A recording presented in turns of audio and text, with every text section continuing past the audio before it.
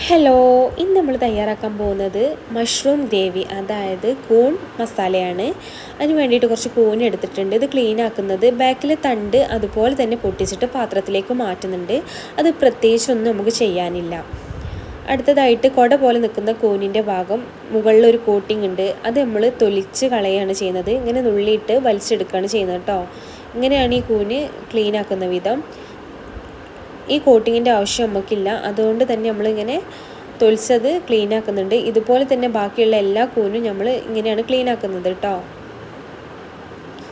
ക്ലീനാക്കിയ ശേഷം ഇതിൻ്റെ തൊലിയും കട്ട് ചെയ്തെടുത്ത കൂനുമാണ്. ഇത് നന്നായിട്ട് വാഷ് ചെയ്തെടുത്ത കൂനാണിത്.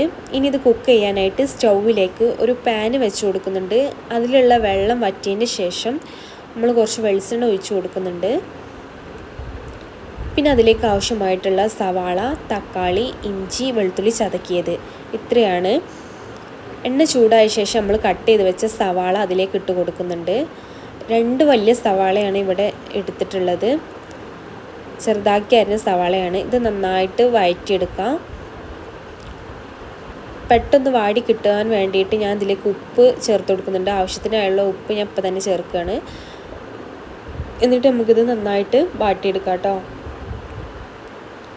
അതുപോലെ തന്നെ സവാള ആയതിനാൽ മധുരിപ്പുണ്ടാവും. ആ മധുരിപ്പില്ലാണ്ടിരിക്കാൻ വേണ്ടിയിട്ട് ഞാൻ 2 പച്ചമുളക് എടുക്കുന്നുണ്ട്. ചെറിയ പച്ചമുളകാണ്, 2 എടുത്തിട്ട് അതിലേക്ക് ഇട്ട് കൊടുക്കുന്നുണ്ട്. പിന്നെ നേരത്തെ ചതക്കി വെച്ച ഇഞ്ചി വെളുത്തുള്ളി കൂടി അതിലേക്ക് ഇട്ട് കൊടുത്ത് നന്നായിട്ട് മിക്സ് ചെയ്ത് കൊടുക്കുന്നുണ്ട്. ഇതിൻ്റെ പച്ചമണമൊക്കെ ഒന്ന് മാറി നന്നായിട്ട് വെന്ത് വരണം.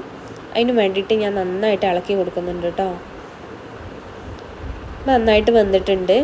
ഇതിലേക്ക് ആവശ്യമായ മസാല, കാശ്മീരി മുളക് പൊടി 1 ടീസ്പൂൺ, 1/4 ടീസ്പൂൺ ഗരം മസാലയാണ്, ഗരം മസാല ഇട്ട് കൊടുക്കുന്നുണ്ട്. അതുപോലെ തന്നെ 1/4 ടീസ്പൂൺ മഞ്ഞൾപ്പൊടി, 1 ടീസ്പൂൺ മല്ലിപ്പൊടി, എല്ലാ മസാലപ്പൊടി ഇട്ടതിന് ശേഷം നന്നായിട്ട് ഇളക്കിയിട്ട് മൂപ്പിച്ചെടുക്കുന്നുണ്ട്. മസാലേൻ്റെ പച്ചമണം എല്ലാം മാറി നന്നായിട്ട് വെന്ത് വരണം.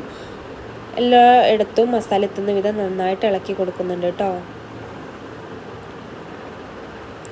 മസാലേൻ്റെ പച്ചമണമൊക്കെ മാറി നന്നായിട്ട് വെന്തിട്ടുണ്ട്. ഇനി ഇതിലേക്ക് ആവശ്യമായിട്ടുള്ള നമ്മൾ നേരത്തെ കട്ട് ചെയ്ത് വെച്ച ഒരു വലിയ തക്കാളിയാണ്, അത് ഇതിലേക്ക് ഇട്ട് കൊടുക്കുന്നുണ്ട്. തക്കാളി നല്ല ടേസ്റ്റാണ് ഇതിലേക്ക്, മസാലയിലേക്ക്. അപ്പോൾ വലിയ തക്കാളിയാണ് എടുത്തിട്ടുള്ളത്. ഇനി തക്കാളിയൊക്കെ വെന്ത് അതിൻ്റെ നീരൊക്കെ നന്നായിട്ട് മസാലയ്ക്ക് ഇറങ്ങാനും വേണ്ടിയിട്ട് ഒരു 2 മിനിറ്റ് ലോ ഫ്ലെയിമിൽ അടച്ച് വെച്ച് വേവിക്കുന്നുണ്ട് കേട്ടോ.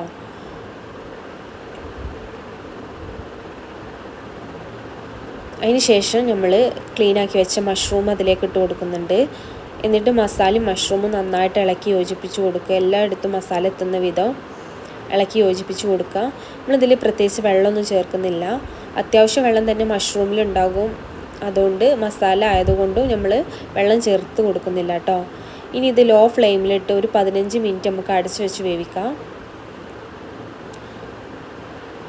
15 മിനിറ്റ് കഴിഞ്ഞിട്ട് നമ്മൾ തുറന്ന് നോക്കുമ്പോൾ ഇതുപോലെയാണ് നമുക്ക് കിട്ടുന്നത്. ഇപ്പോൾ നന്നായിട്ട് വെന്ത് വന്നിട്ടുണ്ട്. മഷ്റൂമിലുള്ള വെള്ളമൊക്കെ അതിലേക്ക് ഇറങ്ങിയിട്ട് അത്യാവശ്യം ഗ്രേവി നമുക്ക് കിട്ടുന്നുണ്ട്. പ്രത്യേകിച്ച് വെള്ളം നമ്മളിത് ചേർത്തിട്ടില്ല. നല്ലൊരു ഫ്ലേവർ ഉണ്ട് കേട്ടോ. അപ്പോൾ ഈ സമയത്ത് നമ്മൾ കുറച്ച് കുരുമുളക് പൊടി ഇട്ട് കൊടുക്കുന്നുണ്ട്. നല്ല ടേസ്റ്റാണ് ഈ സമയത്ത് നമ്മൾ ഇട്ട് കൊടുത്താൽ. അതുപോലെ തന്നെ നല്ല മണമുണ്ട്.